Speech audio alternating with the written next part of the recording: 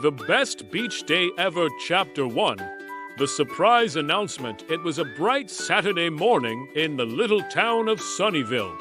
The birds chirped extra loudly, the sun shone extra warmly.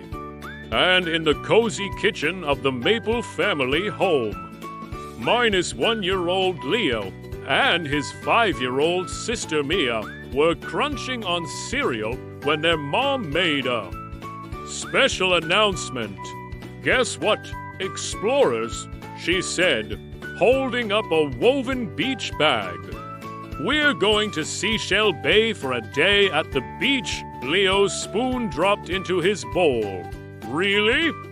Mia squealed and clapped. Beach day! Beach day! With sandcastles and waves, their dad chuckled as he brought over a stack of fluffy beach towels. Yep, we're leaving in 30 minutes, so grab your swimsuits and your adventure spirit. Leo raced upstairs, shouting, I'm gonna find the biggest shell ever. And Mia called after him, I'm gonna build the biggest sandcastle in the whole world. Chapter 2. The ride to Seashell Bay. The ride to Seashell Bay took about an hour. They played card games like I Spy and counted red cars. The winding road eventually gave way to glimpses of sparkling water and towering palm trees. Look, the ocean, Leo cried, pointing. Mia pressed her nose to the window. It's so big and blue. As the car pulled into the parking area near the dunes, the salty breeze filled their noses. Their mom handed out sun hats and squirted sunscreen onto everyone's noses. All right, said Dad, slinging the umbrella over his shoulder. Let's make this the best beach day ever. Chapter 3. Sandcastle Kingdoms. The Maple family set up their little camp near the edge of the shore. A big blanket, an umbrella, snacks, and a big cooler of juice boxes. Leo and Mia got to work on their sandcastle. Leo dug a moat while Mia packed wet sand into buckets and turned them over to make towers. We need seashells for decorations, Mia said. Let's find the best ones, Leo replied, and maybe a crab.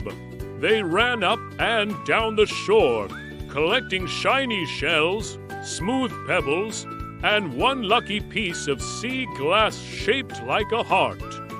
Back at the sandcastle, they built a shell walkway, a tower for Princess Mia, and a cave for King Leo's dragon.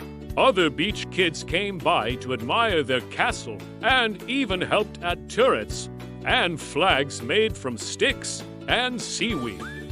Before long, it became a kingdom, sandy land, they called it. Chapter 4. A whale of a splash. After castle building, it was time to get wet. Dad raced Leo into the waves, and Mia held Mom's hand as they splashed in the shallows. The water's tickling me, Mia giggled. Suddenly, Leo shouted, I see a tail. Everyone looked. A fin splashed out in the distance. It's a dolphin, said Dad. But then they heard a giant whoosh of air and water. A huge black and white back rose from the waves. A whale! Everyone on the beach stared in awe as the whale waved its tail and sprayed a big mist into the air. Wow, whispered Mia. He's saying hello. Leo waved back. Bye, whale. And just like that, the giant creature dipped under the water and disappeared into the blue. Chapter 5. The treasure hunt. After drying off and munching on peanut butter sandwiches, Mom announced, Now, how about a beach treasure hunt? She handed Leo and Mia a list. 1 spiral seashell, 1 smooth. Pebble something that floats a feather. A piece of driftwood shaped like an animal. They ran off in opposite directions. Looking carefully, Leo found the spiral shell behind a rock and a feather near the dunes. Mia found a floating bit of sea sponge and a stick shaped exactly like a giraffe. They ran back, cheering and showing off their finds. We found everything. Leo said, "You get a prize," Mom said, handing each of them a little chocolate coin wrapped in gold foil. "Treasure," Mia cried. "Real pirate treasure." Chapter 6, Ice Cream and Flying Kites. Later in the afternoon, an ice cream truck jingled through the parking lot.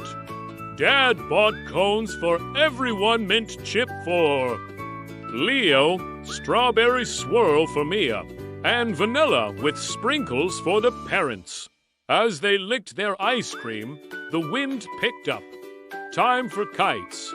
Dad said Leo's kite was a bright red dragon, and Mia's was a pink butterfly.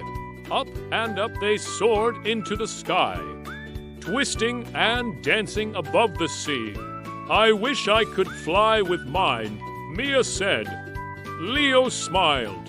"If we catch enough wind, maybe it'll carry us next time." They stayed until the sun began to dip toward the horizon, turning the sky shades of pink and gold.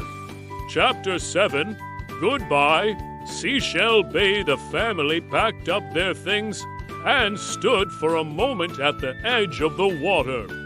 "Let's say goodbye to the beach," said Mom. "Bye, ocean," Mia whispered. "Bye, whale," Leo added. As they turned to go, Mia picked up one last seashell and tucked it in her pocket. "So I'll always remember," she said. On the drive home, Leo fell asleep holding his dragon kite, and Mia snored softly with her seashell in hand. And somewhere out in the waves, a whale lifted its tail and dove deep under the sea. The end.